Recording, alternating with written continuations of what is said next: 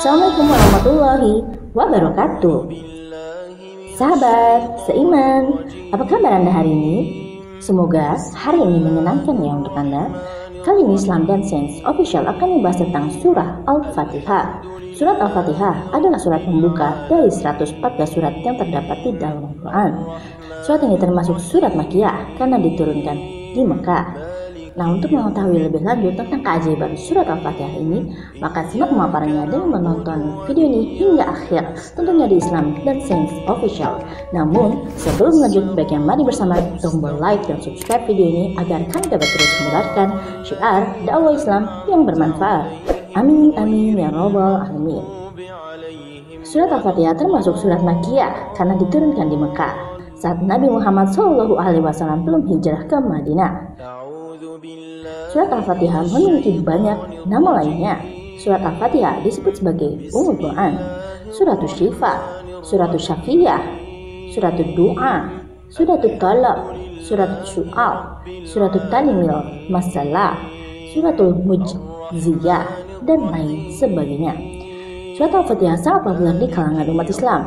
Nyaris seluruh umat Islam hafal surat ini di luar kepala karena sebagai surat pembuka, juga karena hanya terdiri dari 7 ayat. Meskipun demikian, surat ini mencakup intisari ajaran-ajaran Al-Quran. Abu Sa'id Rafi Ibnu Mu'alla radhiyallahu anhu pernah bercerita, Abu Sa'id berkata, Rasulullah SAW berkata kepadaku, maukah kamu aku ajari sebuah surat yang paling agung dalam Al-Quran sebelum kamu keluar dari masjid nanti? Beliau pun berjalan sembari menggandeng tanganku. Tatkala kami sudah hampir keluar, aku pun berkata, wahai Rasulullah, engkau tadi telah berkata, aku akan mengajarimu sebuah surat yang paling agung dalam Al-Quran. Maka dia bersabda, surat itu adalah Alhamdulillahi Rabbil Alamin. Surat Al-Fatihah itulah sabul matsani, 7 ayat yang sering diulang-ulang dalam sholat, serta Al-Quran Al-Azim yang dikaruniakan kepadaku. Hadis riwayat Bukhari. Para ulama berpendapat bahwa keagungan surat Al-Fatihah terletak pada ajaran pokoknya, seperti masalah tauhid, keimanan, janji, dan kabar gembira bagi orang-orang yang beriman kepada Allah, serta ancaman dan peringatan bagi orang-orang yang kafir. Di dalamnya pun terdapat tentang ibadah dan juga kisah orang-orang yang beruntung karena taat kepadanya, dan juga orang-orang yang sengsara karena mengingkarinya. Tema-tema besar seperti ini tercermin dalam surat Al-Fatihah yang dikaji secara mendalam lewat tafsir-tafsir yang sudah ditulis oleh para ulama. Surat ini pun menjadi penentu sah atau tidaknya sholat seseorang, baik dalam kapasitasnya sebagai imam, makmun, maupun munfarid, sholat sendiri. Jika tidak membacanya, maka sholatnya tidak sah.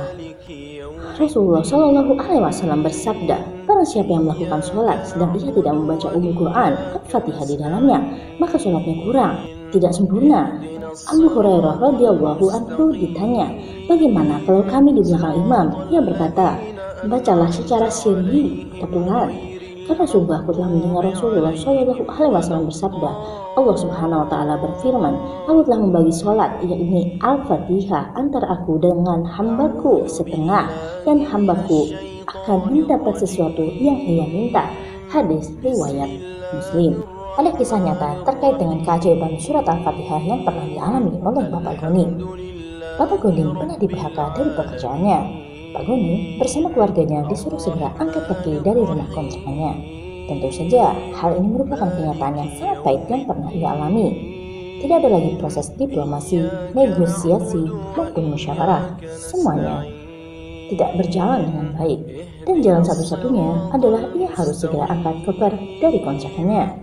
Sebab Bapak Siregar, pemilik kontrakan, harus segera menyerahkan rumah yang ditempati Bapak Gonim tersebut kepada pihak bank sebagai konsekuensi dari ketidakmampuannya membayar hutang. Kabarnya, proses penyitaan rumah akan dilakukan esok harinya, sekitar pukul 9 pagi. Bapak Gonim tidak bisa berbuat apa-apa dengan kenyataan yang telah dihadapinya. Apalagi, Pak Siregar juga tengah dililit kesusahan. Dengan penuh kesedihan, Pak Gonim dan istrinya, juga 3 buah hatinya yang masih kecil, anak pertama duduk di kelas 3 SD dan yang kedua kelas 1 SD, dan yang ketiga masih balita. Mereka segera membereskan rumah dan mengemasi barang-barang mereka. Keesokan harinya, belum ditemukan jalan keluar bagi Pak Gonim. Dan Pak Gonim sudah merencanakan barang-barang tersebut akan dititipkan kepada tetangganya. untuk beberapa hari sebelum diangkut ke rumah orang tua istrinya di luar kota.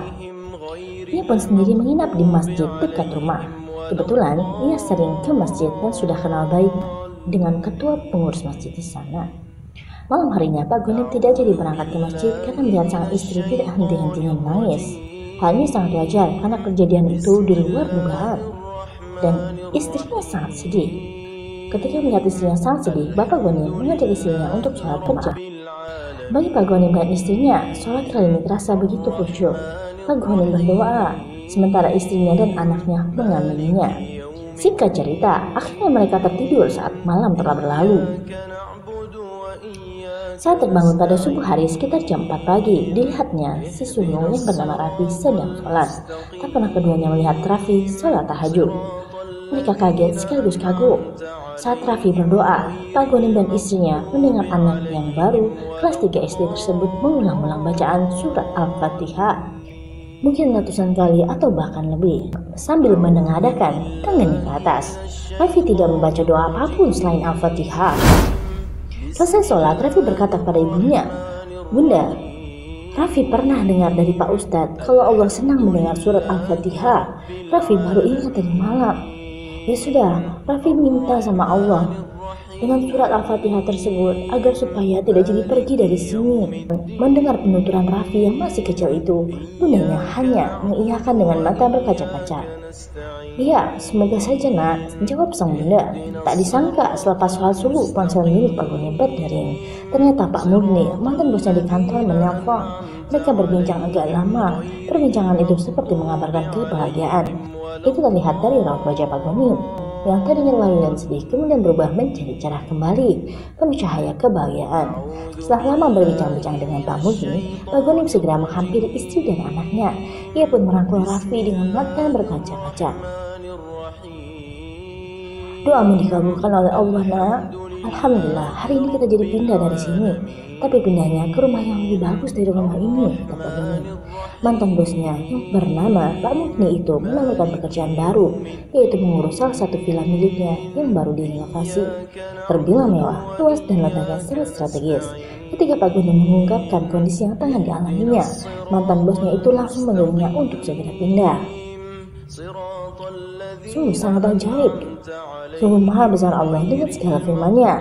Allah menolong Pak Ghanim dan keluarganya lewat perantaraan surat Al-Fatihah. Semoga suatu hari kita pun dapat merasakan keajaiban dari surat Al-Fatihah tersebut. Amin, amin ya rabbal alamin. Terima kasih telah menonton channel ini dan jangan lupa bantu klik tombol like dan subscribe video ini karena sebaik bagi manusia atau yang bermanfaat bagi manusia lainnya. Wassalamualaikum warahmatullahi wabarakatuh.